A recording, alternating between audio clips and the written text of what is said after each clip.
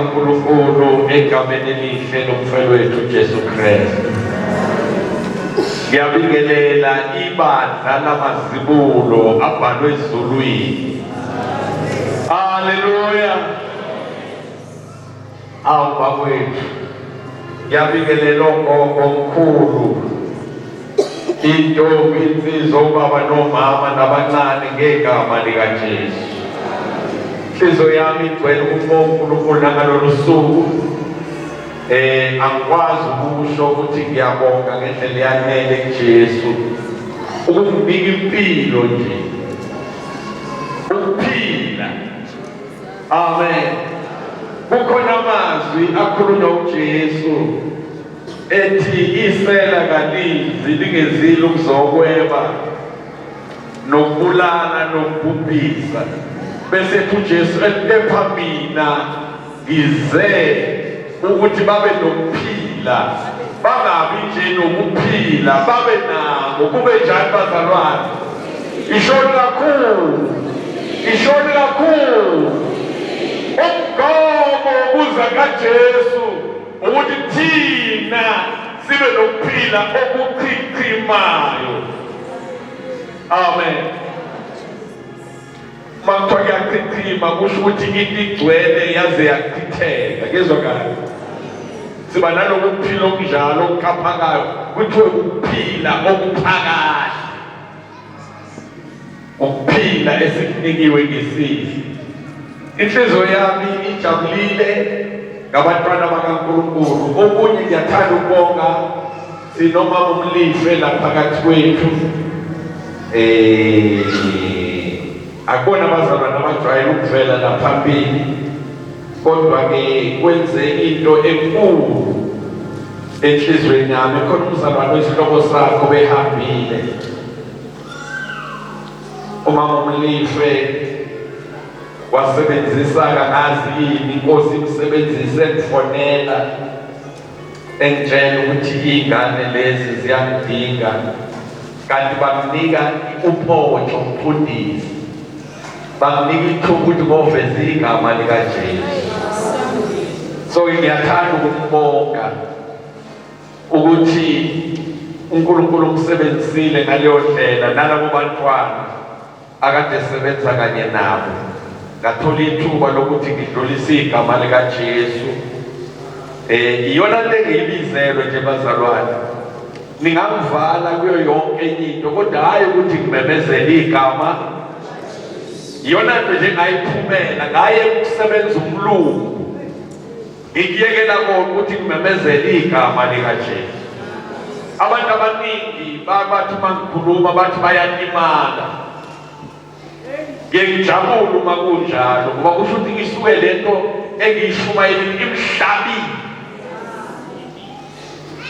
Uma ingakilimazi ikushiya ujabule nje, hayi akuyona. Kufanele ngilimaze qala ikubhidlize ngaphambi ukuthi kwathi. Amen. Encwadini kaJeremiya iBhayibheli liyagcizelela leyo ndaba yokubhidliza buye kwakhile. Kusho ngenye indlela uma kushunyalwa ivangeli ngeke usizakala ungalimalanga kuqala, ngoba into edinga ilimale yilena egqilazile, lo moya ogcolile okubophile. Awudingi uhlale nawe uhlale ukhululekile ube yikholwa kodwa elihamba nomoya wasesihogweni. Khona amazwi la enwajwayele eBhayibhelini lalithi iBhayibheli uJesu wayethempelini ngelinye ilanga kusho endaweni enje. Uma efika khona uJesu umuntu owayephakathi esontweni nomoya ogcolile wazisholo yena wababaza ekhala ukuthi Jesu uzosihlupha isikhathi singakafiki. Ngiyazi ukuthi ungubani, kodwa lo muntu wayehlala esontweni nomoya onjani.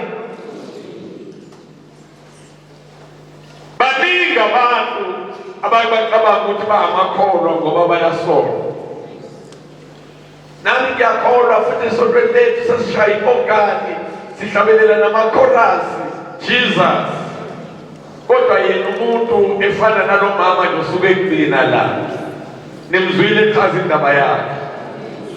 Yebo, uthola ukuthi umuntu usebandleni kodwa uxakekile ehlezi kulo. Uma uJesu efika uzosikhulula. Khona elinye ivesi elithi wabonakaliswa ngalokhu ukuze achithe imisebenzi kaSathane. Ngendlela ukwazi ukuqhubeka noSathane ekusebenzisa sewuhlangene negama likaJesu. Inhliziyo yami ijabulileke kakhulu yikho ngingambonga lo mama kaMlife. uNkulunkulu ambusise. Laphayana ngabona ingane elingana nami ngidlula nje ngo9 months. Ingane uNkulunkulu ayilethe emhlabeni kwanika umndeni kwasekuphele 10 years beshadile bengayitholi ingane. Uma ngifika mina ngizoshumayela enqubo sekuthi ke ngakusasa kuba nenkonzo echapel. Uma kunenkonzo echapel bese ke ngithandazeleke nabantu abagulayo. Khona omunye umama wephambeni ikhanda khona lapho. Uma kukhonza wayizungeza echapel. Sengiyashumayela ke ngithi mina ngoba kuletha amandla kaNkulunkulu hayisono lo mama uzodischarge. Ngezwa ke besho bethi lo mama wayefike yena kade ezoyitetela esibhedlela. Angazi noma ipain yokuzala noma yini eyenza waphambana ikhanda. Manje ke uma seqedile ukushumayela, uma ngithi abantu abayinikela Jesu ngamagala eba unumber 1 kanti mina ngicabanga ukuthi akezwe. Kwaba woqala oyinikele enkosini. Ngiyabatshela abantu ngithi ke uJesu uzomkhulula uzodischarge. Seke sekuthandazela nabanye abagulayo. Lo mama ke odlulile enkosini okade kube umzimba wakhe ensukwini ezidlulile naye kuyaguqa wayesebenza khona esibhedlela.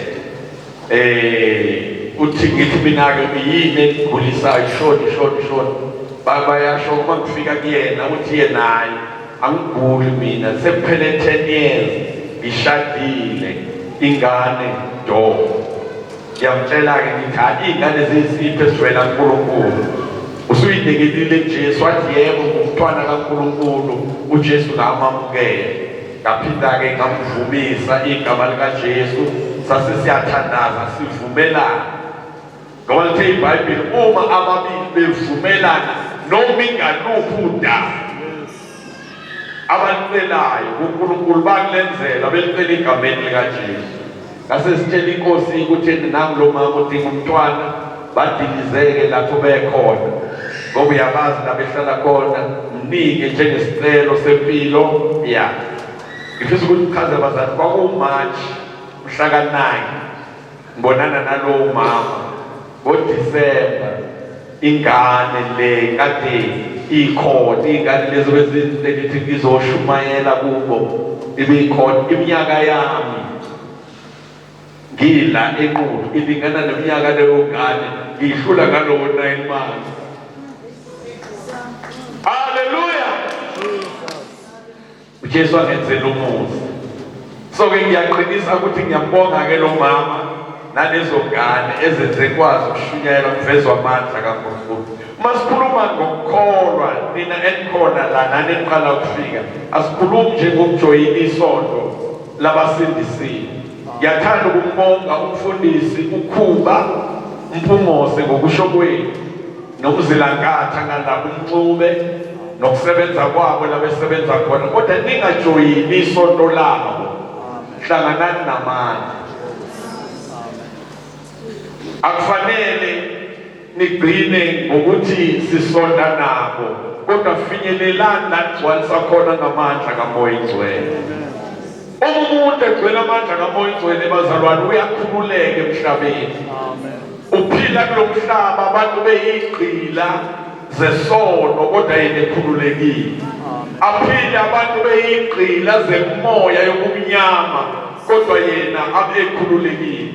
Lo mndeni echaza ukuthi uNkulunkulu wawuhlangabeza wabanika umntwana.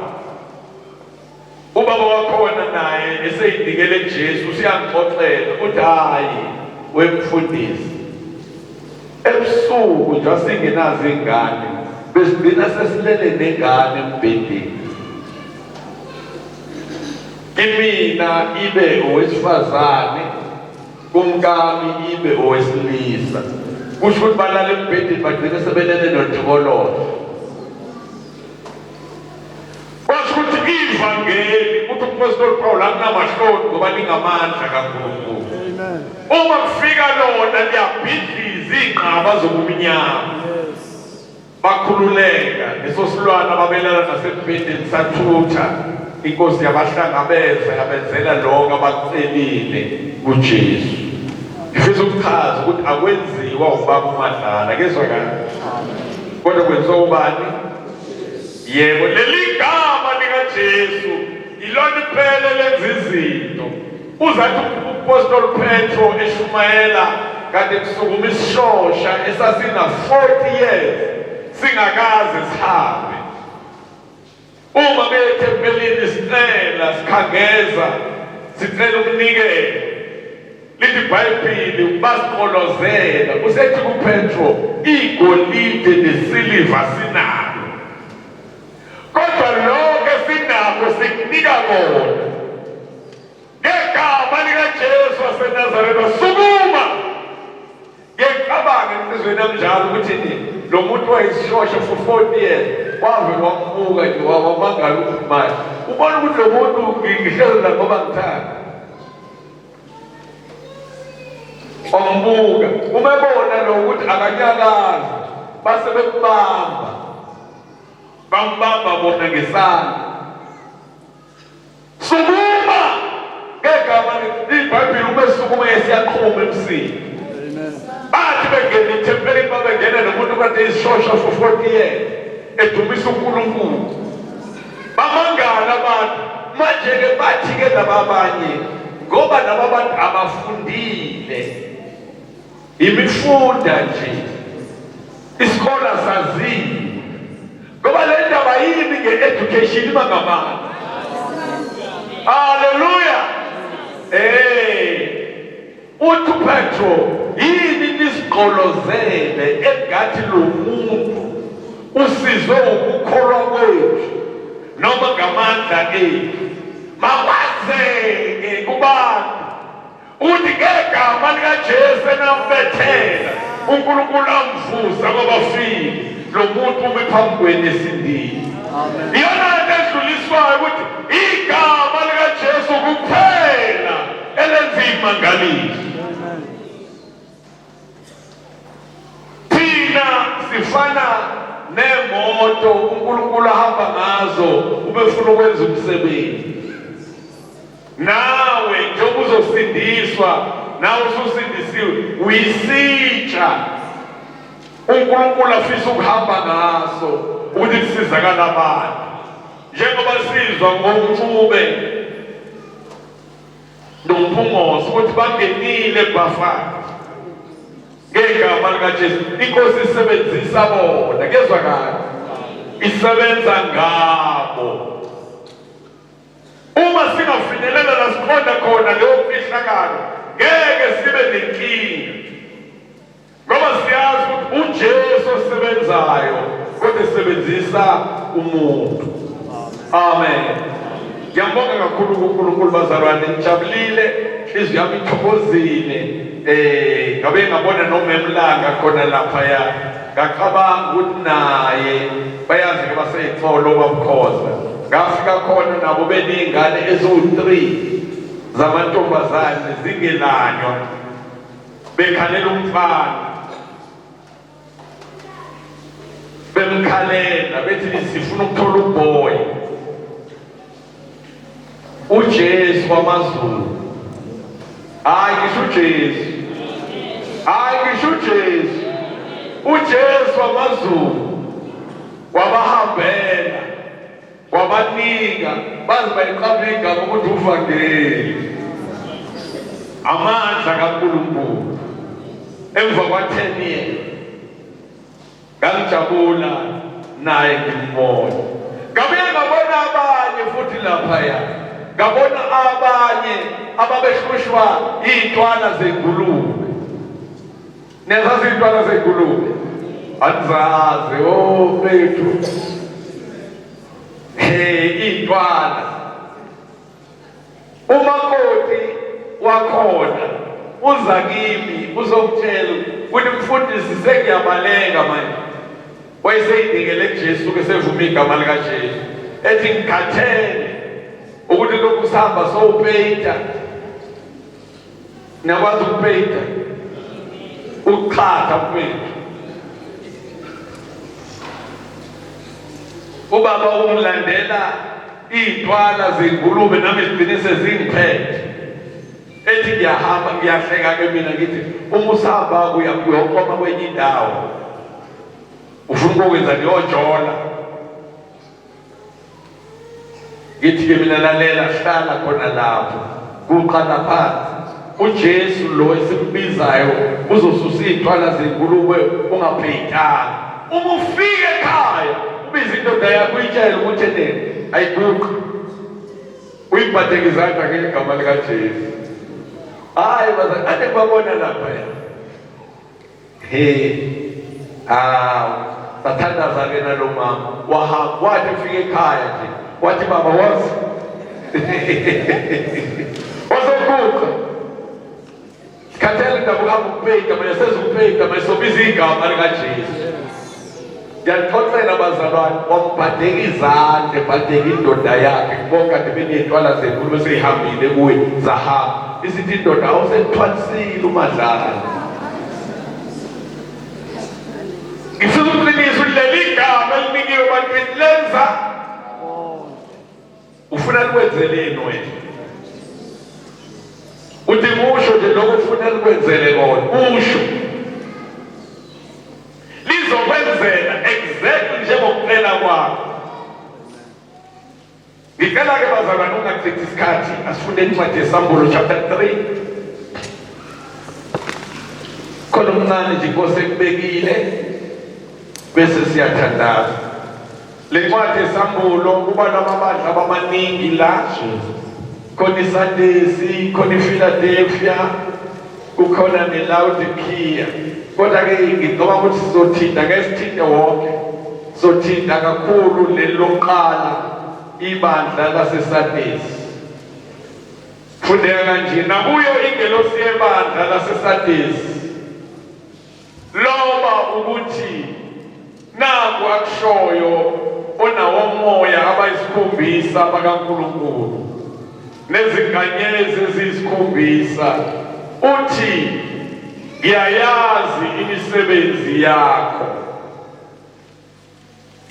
ukuba unegama lokuthi uyaphila kanti ufile. Ngicela ukuphinda lapho. Ngiyayazi imisebenzi yakho ukuthi unegama lokuthi uyaphila kanti unjani? Hayi shoni kakhulu kunalokho. Lalelani bazalwane la kade sihlangene enkonzweni yomthandazo. Inkosi yasishiftisa kancane ukuthi siqonde ukuthi ukufa akukona lokhu elikwesabayo. Phela abantu abaningi bathi ngingashoni ngingadlula emhlabeni basabacabanga ukuthi ikona ukufa. iBhayibheli libeke kahle laqaqisa ukuthi akusikona ukufa lokho. Ngoba uma ufunda incwadi yeSambulo uchapter 21 la kukhuluma khona lithi kepha ngaphandle bese libiza izono ngamagama lithi amagwana nabangakholwayo libiza izono lithi bonke balungela ukuya ekufeni kwesibili ichibi lomlilo. Nikhona bazalwane ukufa kwesingaki iqhibilani yini ukufa kokuqala. Angicela ukubuza, kusho ukuthi ngokwethu sithi ukufa kuthathu, ngoba uma kudlula umuntu emhlabeni sithi thina unjani? Kodwa iBhayibheli nanti siyalifunda lithi wena unegama lokuthi uyaphila, kanti unjani? Alikhulumi ngomuntu osebhokisini, likhuluma ngomuntu ohlezi njenganami nawe, likhuluma ngomuntu odla isitamu nerayisi, likhuluma ngomuntu odla inyama, likhuluma ngowesifazane eshaya ama-crocs enyathela phezulu. Kodwa iBhayibheli lithi unegama lokuthi uyaphila, kanti unjani? Kusho ukuthi kungenzeka ukuthi nalabo kulo mbutho sinabantu ababonakala begcwele ihholo, bagcwele ini ekade ibiza umfaka mboma kwamagagu, bonke labantu bamagagu, no nangomunye laphayana uzweni amagagu, inkosi imibheka ithi banani igama lokuthi kanti banjani? Bengakayi umathumeni. Unegama lokuthi uyaphila kanti ufile. Ngizama ukuchazisa la ukuthi ukufa kuNkulunkulu akukona lokho elikushoyo nini. Umuntu ebamba indlela ehamba eshintsha ikamela ekhumula umzimba lo esibe ngawo, nina nithi ufile. Kodwa iBhayibheli likugcizelelile kaningi ukuthi uma ekholwa udlulile ekuseni esadla isitambu nenyama. Yikho singakwesaba ukufa lokushiwa abantu. Lento nje kodolisa abantu, ngesaba bazongidubula, ngesaba ngizokhiqika nemoto ngife, ngesaba bazongeqisa bangibulale. Yonke leyo nto asihlangene nayo. Wena okholwayo awuhlangene, akukona ukufa. Ukufa yiloko kushiwo leli vesi ukuthi unegama lokuthi uyaphila, kanti unjani? Yini eyenza asho njalo? Imisebenzi enziwa umuntu.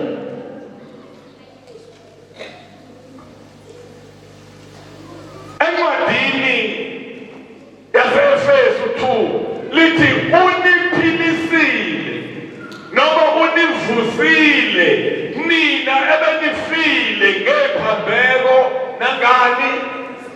Kusho ukuthi amantombazane agcwele alalwayo engashadiwe enziwa ukuthi afile. Umuntu enikela umzimba wakhe owesilisa emantombazaneni alale nawo awenza abafazi engashadile, ingoba enjani? Ikona kufa lokho. Labo benziwa umuntu eshadile eganile, uthola ukuthi une-roll on, unomakhopheni. Iyona nto-ke leyo phambi kaNkulunkulu ebizwa ngokuthi ukwenze njani? Uma sewuya echibini lomlilo uya ekufeni kwesibili, akukho lokwesithathu enikubalayo. Sisahamba. Akukho lokhu nina enikubalayo ukuthi uma kukhona umuntu uhlangene ethi qimu alale phansi, kuphuma umuntu obehlala phakathi kwakhe bese lithi usefile. Hayi, kusho ukuthi kufa kuthathu. Izwi lenkosi ifuna likulungise lithi ichibi lomlilo ukufa kwesingaki kodwa uma lithi okwesibili libala lokhu elikushoyo okokuqala bese likugcizelele ukuthi ubulungisa indlela zakho ukufa kwesibili ichibi lomlilo alisenamandla phezu komuntu okholwayo.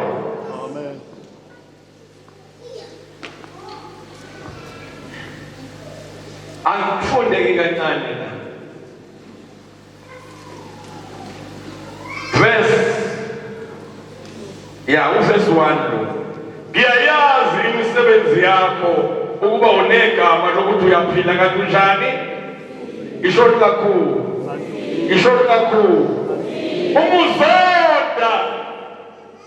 uzonda nje ukufa lo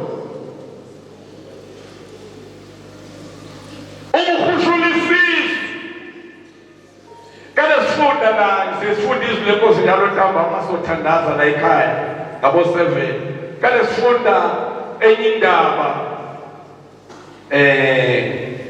elaku Genesis ekhuluma ngomuntu sikhakhayo elithi wazala ingane ezintathu zabafana. Uma sezele lengane ezintathu zabafana yayisiyaganwa eyokuqala bese lithi iBhayibheli yayiyimbi uNkulunkulu wayigudluza wayibulala ngoba injani imbi.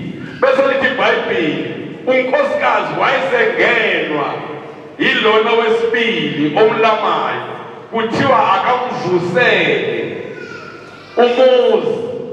Lithi iBhayibheli lo wesibili ongena kulo wesifazane wazi ukuthi umezele ingane ngeke zibizwe ngaye zizobizwa ngomfowabo. Wanyanya ukuthi ingane zizobizwa ngomfowabo kodwa waya kumuntu wesifazane. Lithi iBhayibheli imbewu wayichitha emhlabathini. Lokho preventa ngicela nibheke no ngingalindi mlalo lokho aninike amashophu manje sihlale nawe la kalusebenzisa amashophu shabulele thina ukuthi siney'ntombi kanti iy'ntombi zamashophu amakhondomu.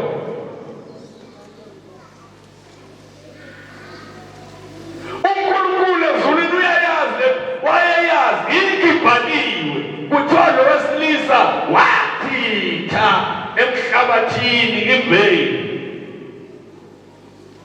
uNkulunkulu kwaba kubi kuye wambulala. Ingakho kugcizelelwa nendaba ukuthi vese umuphila uhamba ufile umuphila ezolweni. Ngelinye ilanga sasavakashelwa abantu baka-Department of Health nabakahulumeni besibizile sabefundisi sitshelwa kuthiwa asiniluleke ukuthi wonke umuntu oyintombazana akahambe ephethe isikhwama samakhondomu ngoba kuzokwenzeka bamrape ukuthi kufanele uma ngabe eza kuwe umjikijele ngekhondomu uthi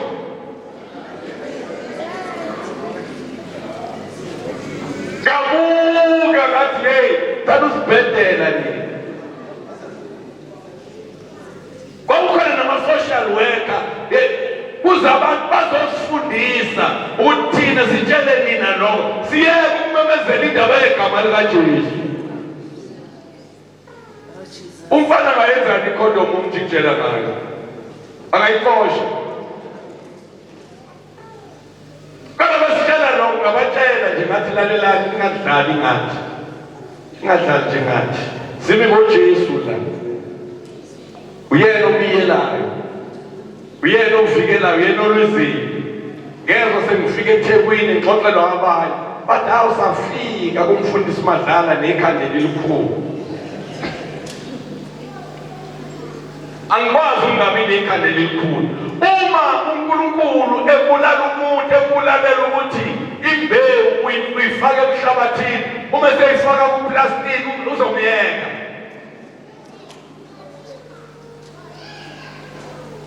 Ikona abakubizwa ngokuthi unegama lokuthi uyaphila, ngoba ukuqhamuka uyaqhwashana. Umunyathele enye nenze ngishaya ngamahimba fowethu, yabona. Unyathele babona ukuthi ayiwanyathele ubambani, kanti kuzomalanga isidumbu kada.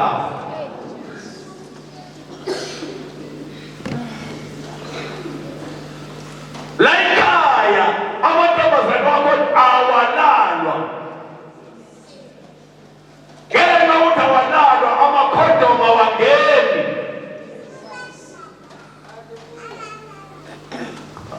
Sebebezibuka ngalo abanye.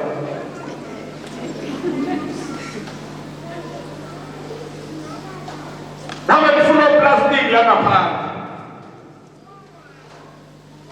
As long as bengabonanga thina singayibone, kodwa lo uthi ngiyayazi umsebenzi yakho, unalo igama lokuthi unjani, kanti unjani wena. Iyona nto esizovuswa kuyo. Akufanele ukuphila uNkulunkulu abone isibhuku. Kwaba ixoxa le ndaba ke-Ezekiel 37, isigodi samathambo omileyo, angazi noma ayengaka. Nginekhumbula ngithi kuthiwa ayemaningi kakhulu, ungazi ukuthi ayemaningi, ayigcwele ihholo laseplazini. Amathambo anjani? Omileyo. Uyabuza kumprofethi ukuthi angaphila na, uthi umprofethi wena owaziyo Nkosi. Uthi profeta phezu kwabo, profeta phezu kwalamathambo. Uthi lomunye ngawo profeta njengoba ngiyalile. Abonakala amathambo ehlangana, ikhanda lafuna umqala, umqala wafuna amahlobo, amahlobo afuna imbambo, imbambo zafuna angazi ama-hips bethu, angazi kuthiwa yini. Konke kuhambe kufunana, kwahlangana. Lithi iBhayibheli ekugcineni kwamila imsipha phezu kwabo. Thina sishumayelayo unekubona abantu nje bethi ngiyayimukela inkosi, unga-understand ukuthi kusahlangana amathambo. Eyibandleni nalo Jesus ungalibona, kanti idumbu eyigcwele la. Lithi iBhayibheli lami uma seprofethile kwamila nenyama, ngiyacabanga ukuthi isigodi leso sasesigcwele idumbu, sekufana nasemoshwari emakhazeni kugcwele. Yabona nje asinani la, akufanele sikhonze nawe kanti uyisidumbu ngempela. Ufile ngoba mhla safika ngakini bomangala abantu basithi ikhona. Lalela bake bamangala kushone enye ingane, ngeke ngisho ukuthi kuphi ishonile, kade kwenzeka into ethile, yashona ingane leyo yabazalwane, okuyingane yabazalwane. Ngiyakhumbula okuyisitubuluzana kukuhle, engathi imoto yabanenkinga yedrink, baseke abantu beyotshontsha amadrink, nayo-ke yaba khona, yaba lapho nantshontshwa khona. Angazi noma yentshontsha noma yikhona phela kwakungasekhaya. Manje-ke uma bechaza isitori bathi ingane yakhona uma seliduma itruck selihamba yayingaphansi, yena-ke wazama ukuthi athi ayiphume ingane, itruck lahamba naye. Cha, inkosi yenza umusa, wangaphela ngaleso sikhathi, kodwa waguga konke okokuhlala. Waguga. Ngiyakhumbula uyise efona, bebange eMaritzburg, sifakwe i-ambulance, ethi baMadlala mamukelise uJesu. Hayi-ke ngenhlanhla wayikhuluma phela, kodwa sathi ugugile lo. Cha, kwakugugi overall ahlala kuyo. I-overall ayaguga look awukaze babona abantu behamba njenganami sebefakwa insimbi isuyigugile nje overall ubani wabamenya bathiwa akaze kusogcwatshwa inyawo akaphakamisi ngangikhona emgcwabeni wenyawo kuthi kujelwa bhaye overall kugile ngoba igugile overall tikjele lapho bhaye akekho umuntu omenywayo babone sebefaka insimbi kwathi nayo-ke ngathandaza-ke nayo ukuthi ayinikele kuJesu kwasho ukuthi igugile. Alright, engathi bantu befika ngazi noma bafika yini lalesibhedlela umphefumulo wahamba sesiyogcwaba-ke khona umama wakithi uyashumayela-ke usiyayincoma uyayincoma ukuthi hawu kade ikholwa kahle athi sikabe ikholwa kahle mancula inkosi iyakubona ukuthi awasho asebeshile abantu bangangihlezi phakathi kwabathi ukhaleni abantu bayazi ukuthi ubengakhona kodwa ngenhlanhla ngo-last minute wamukela igama likabani wabamba inhlanhla njengeselelezi. Ungacabanga ukuthi nawe uyoba kanjalo akusakhumbula ukuthi ubani khona umyade ngixoxa naye ensukwini ngixoxa naye ngithi akayinikele kuJesu ngimxoshe emgaqweni ngithi akayinikele kuJesu ethi hey manje bamadlala akulula ngiyinikele manje kuJesu ngithi mina kungenzeka insuku zami athi hawu mase sengisebhedeni Jesu kodwa-ke lo ube right ngoba ubekhazi ukuthi vese ufile akaze uyizwa ngalo uma ngithi akavuke ethi hayi kodwa manje bamadlala ethi ngizoyinikela bona kodwa hayi manje futhi usenezinto afuna ukuzela ethi mase sembedeni ngabona ukuthi uyakhuluma njengomuntu akazi ukuthi kuthi uhamba vele uhlangane nengozi yemoto kunje ungalitholi ithuba lokuphakamisa isandla. Sengizoqeda bengicizelela lokho ukuthi akufanele sihambe nawe kuthi mhla sithi sizoqinisa ngakithi sithi uJesu badabani ave namanga bakholo waqala nini ukukholo kanti thina basendawe la besibona ini unegama lokuthi unjani kanti unjani wena bayabazi abantu abaphila nawe. Angiqedeleke le ndaba bese siyathandaza angisezuya kuzo. Ngakho-ke verse 3 khumbula ukuthi wamukele wezwa kanjani kugcine uphenduke yezwa kahle kugcine wenzenjani kukhulunywa ebandleni isikhakhana mina ngihamshumayela ivangeli omunye washo njalo sukume u-MC ngelinye ilanga wathi ngiyazi-ke njengoba sila kukhona omunye ozobona izoni la ngabona ukuthi usho mina-ke vese mangibuka wena ngibona isoni angikwazi ukubuka umuntu ogcwele wena uzoba ngcwele ngokulungisa indaba yakho.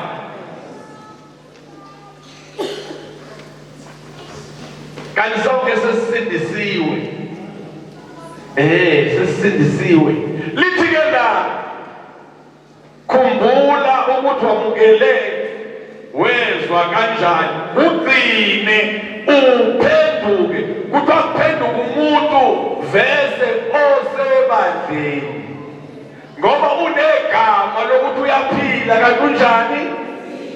Ngiyanicela mina bazalwane manifuna uJesu anenzele izinto yenzani isiqiniseko sokuthi njalo makushunyayelwa mina kuyangisiza ileyo uma kushunyana inkosi ingibhaqile kwesinye isikhathi kusokuyimina engishumayela ngishumayele ithi inkosi yabona le ntshumayelo ushumayela ngayo wena bengingahluphi mina bazalwane ithi ngishumayelile le ntshumayelo kodwa inkosi ithi mina ngiyayinikela kuJesu. Bamangala umfundiso njani lo oyinikela njalo uma inkosi ikubhaqile ukuthi yenza izwi nani nje wanila akusizi lokhu uyincoma uyazi imikhuba yakho uphenduke so ngendlela sizophenduka sonke la iholo sophenduka sonke ngeke ubone abazophenduka abathi khani nami ngizophenduka okay ngabona inkosi ifuna lokho ifuna thina uma ikhuluma sezenjani ukuze ikwazi ukulwa izimpi zethu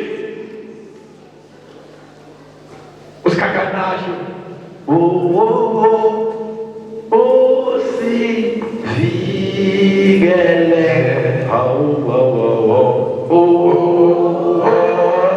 usivikele usizungezile incwadi yamahubo ethi ingelosi kaJehova iyamisa nxa zonke kulabo abamesabayo. Uma wena ekhuluma uphenduka kusho ukuthi uyamesaba bese ingelosi yakhe iyamisa. Uma kukhona ekuhlasela idinga idabule engelosini.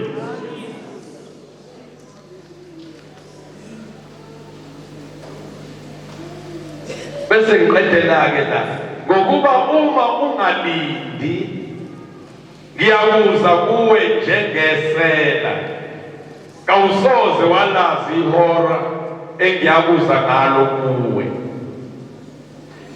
Asivumelane la kancane lana kukhulunywa kumuntu ofile kezwakala. Lithi iBhayibheli uma ezoza kimi uza kahle ngitshelile uyazambula akakwenzeki kuhlangabezana nento uNkulunkulu angayambulanga. Verse 4 kepha-ke unamagama ayingcosana esadesi ibandla lilokhulunywa ngalo alabo abangangcolisanga izingubo zabo. Awunikhona nani niyaziwa abangangcolisanga izingubo zabo bayakuhamba nami bembethe okumhlophe ngokuba befanele. Bazohamba nami kusho uJesu bembethe okumhlophe. Lithe iBhayibheli izingubo ezimhlophe ey'gqokwa ziyimisebenzi elungileyo yabangcwele. Kwesinye isikhathi inalithi uma kuthungwa lengubo idlule egazini, kodwa kakusho lutho ukuthi idlule egazini. Ingubo yona idinga ibe mhlophe.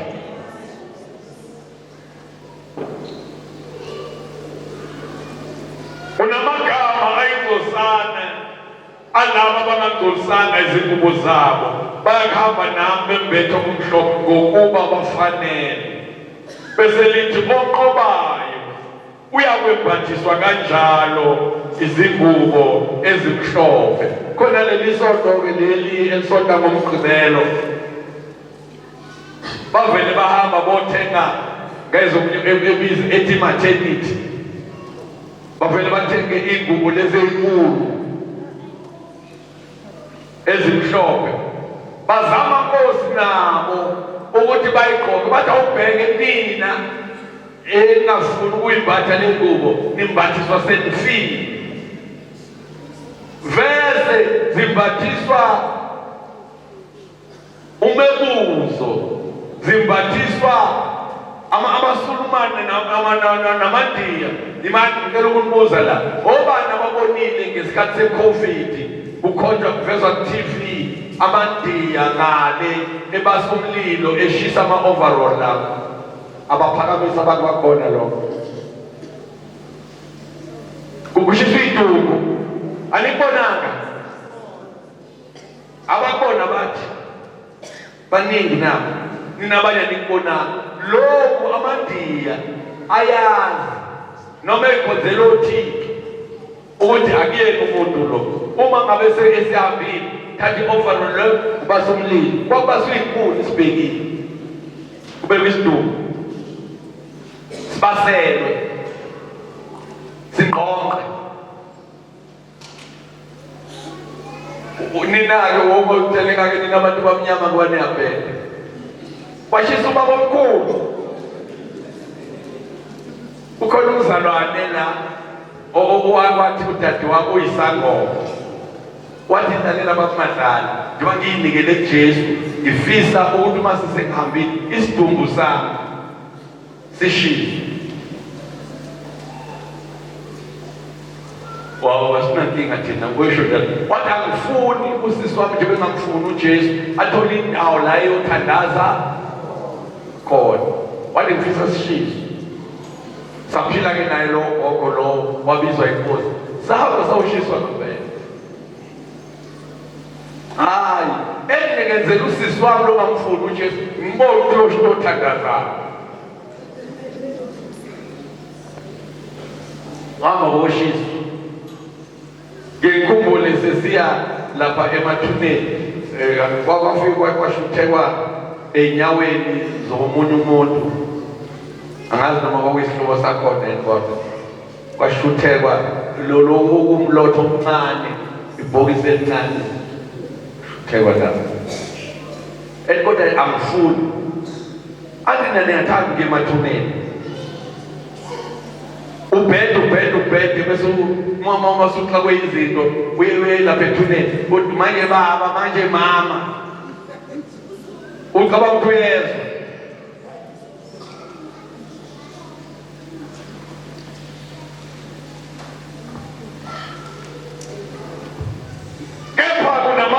Ayixosane esade salaba abangangcolisanga izingubo zabo bahamba nami bembethe kumhlophe ngokuba bafanele.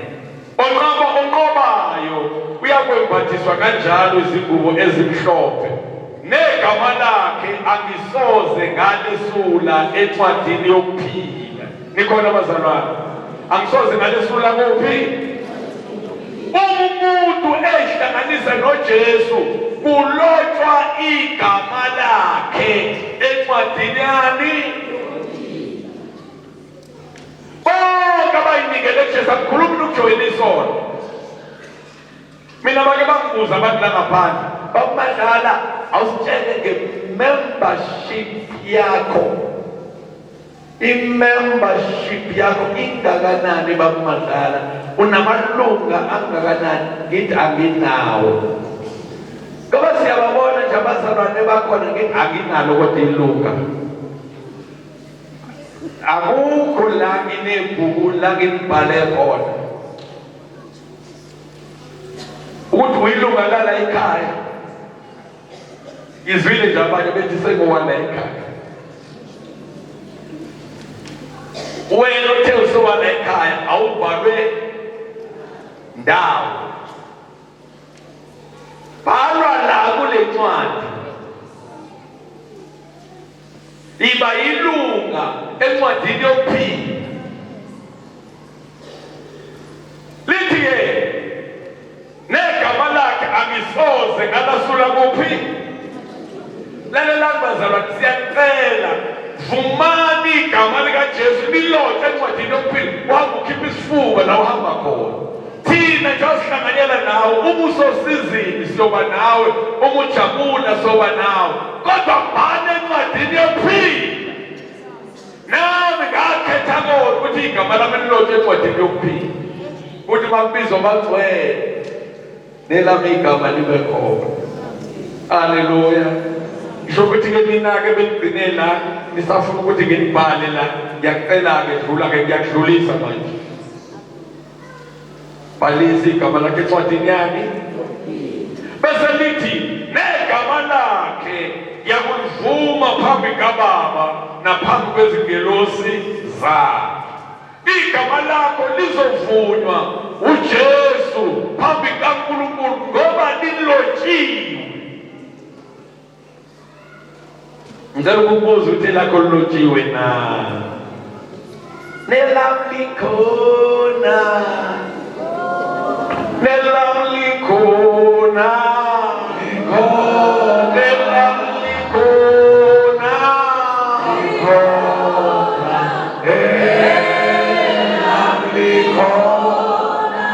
Umose wabakhuluma into ejulile ngicelela abantwana baka-Israyeli sebekhonza iy'thombe behlubuka uNkulunkulu bamisa iy'thole bavele balisukela bathi nakho uNkulunkulu bakho Israyeli kade bakhe iy'thombe isithombe bakhuleka kulo bathi nakho uNkulunkulu bakho Israyeli.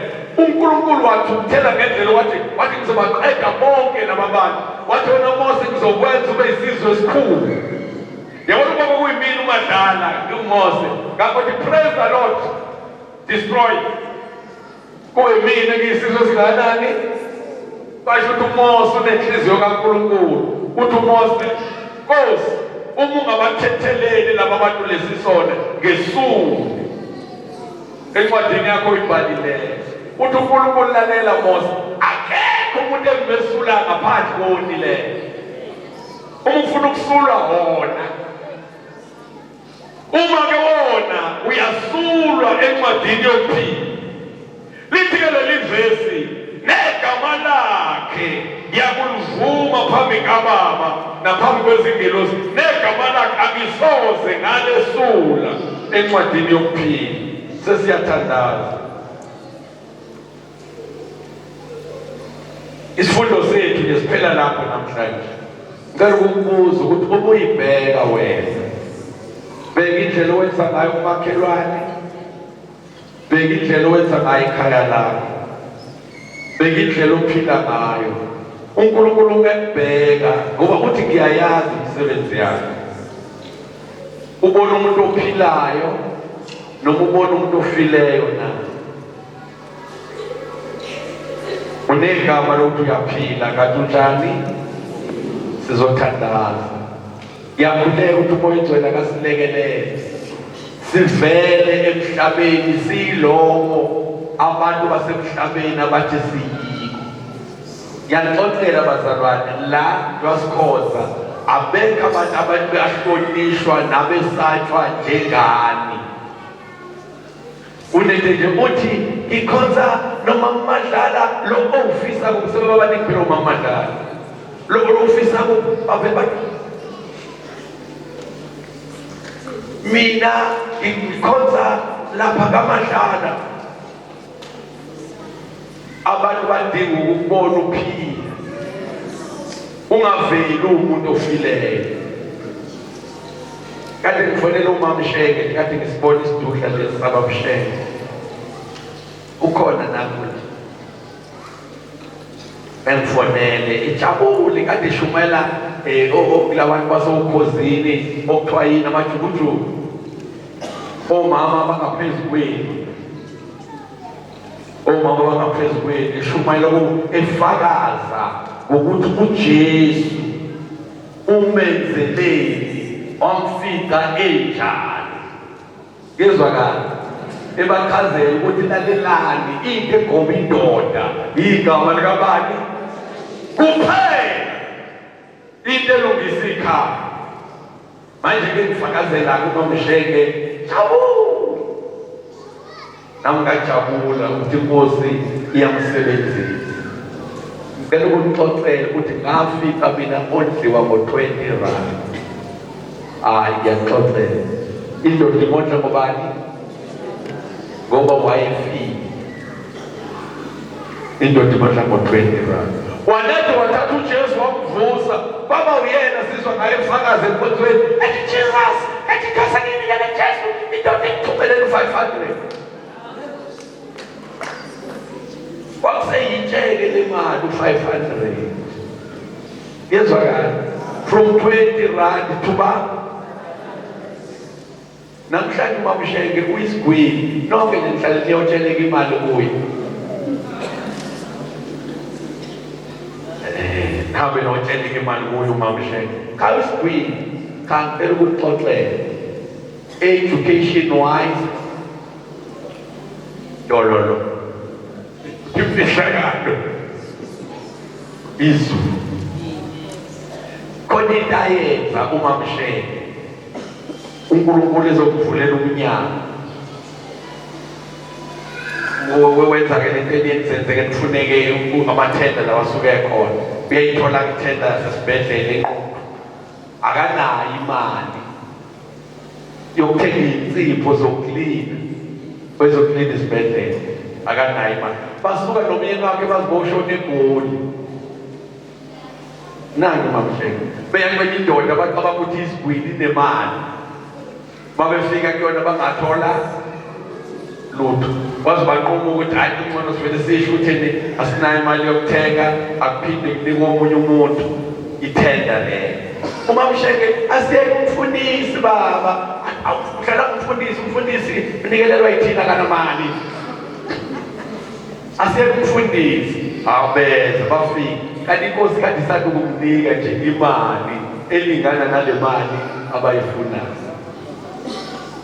ngiyiphethe kubini over 30,000 ishisa wafika umamsheke nomyeni wakhe bathi masikathola 30,000 ngithi mina ngikhululekile ngenhlanhla inkosi inginikile ngingakhathazeki hambani nithinte labantu emthangweni insipho uma befuna i-check uzokwenza i-check ayisasebenza ama-check ngaleso sikhathi lethi electronic engakabi khona bahamba bathatha izinto zabo ngabanika i-check cash check yashisa mina ungabukeli phansi cash check umama lo wenzinto ejulile elikhulu uthi umamsheke mfundisi emalini yokuqala esizoyithola i-10 to 3 months 3 months kuphela wathi emalini yokuqala esizoyithola u-20,000 iwuletha kuJesu hayi ukuthi ukhokhe isikweleti engakasikhokhi uletha u-20 kubani nayo ayiningi le mali is only about 60 around about 60 yena ungafakazi yebo 60,000 kusho ukuthi kulo 40 uzokhokhela izisebenzi yena sale ngena kanti uthitha amazulu yebo iBhayibheli bataba nilifunde njalo lithi iBhayibheli yipha khona abantu bokupha esifubeni sakhe isilinganiso esihle qishiweyo esiqishiwe nesiqishiwe yabona ufaka impuphu emgomeni uyifaka lithi iBhayibheli nesichicimano kwasho ukuthi wathi impilo amazulu umamsheke hayi bakwethu ithenda ka-3 months yabo 7 years 7 years isibhedlela sasequthu saba number 1 for the first time kuklina umntwana kaNkulunkulu nge-cleanliness e-KZN bathi bayakhala laba abanye abantu bathi bebekuthiwa 3 months bathi laba baphethe hayi isibhedlela laba kuyibona abaphethe leyo nto la kukhulunywa khona ngazo bathi thina besifuna isibhedlela sibe clean usiklinile number 1 isibhedlela sisequthu number 1 nge-cleanliness simsuse lo muntu waqhubeka umamsheke njengoba ibona-ke eseyisigwili emanzi kwenzeka kanjani nina-ke inkosi kumele kusisile ithi inkosi ngenisa nje ukweshumi umamsheke wayinikela ngaphezu kokweshumi ukweshumi kwakuzoba 6,000 kodwa yena wenza u-20 ithi inkosi ngenisa okweshumi uvele uqale ukhokhe iy'kweletu zakhe ukhokhe mbonga uthi musuqedile ukhokhe iy'kweletu besibuthi akusekho sekungane kangaka nawe inkosi usuyobona ibone ngempela inkosi yenze njani inkosi ivala ngoba ithe yona yokuvulela amasango amafasitelani asezulwini ikubusise kunokwaneleyo ngicela ukusho ukuthi nakuya mama isigwili namhlanje ngize ngikutshela ukuthi awubeda abantu ngabahluphile ubaba uMadlala ngesikhathi simlwisa umamsheke wama naye wathatha isinqumo wathi ngcono ngahlukana nanendoda yami uma imanala ngabantu abanye ilahluka kumadlala nganqamuka umshado wami. Uma Madlala wasehamba elandela lo mama imali phesheya yonke into anayo kuthiwa ngiyilande kuphi bangahluphi abanye bathi umthwalisile bese beyindodeni basheke sitshela imfihlo yakho nalomfundisi wakho ninenza ngani akusheke uJesu hayi lokho kushabantu hayi lokho isitshele wena imfihlo ngeke sitshele umuntu ngishengashade kodwa uma mshenge lo usenhleko bale ngikubona ke khona la phansi kwethu manje ke nomyeni wakhe inkosi ke ibenzela umusa yababusisa bane-double story umuzi omuhle wathi abantu baye khona bathisheke sihola imali eninganayo sitshele wena ukuthi wenza ngani athi usheke uJesu bathi hayi lokho sheke ngeke sitshele umuntu omunye ngoba imfihlo yami ngedwa. Imfihlo ukuthi kwaziwe ilona ukuthi ngiyayazi imisebenzi yami.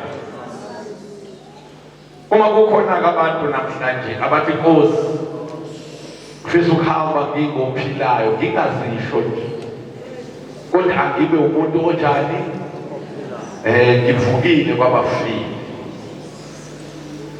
Ngicela bame ngeenyawo sithandaze nami. Sekudambama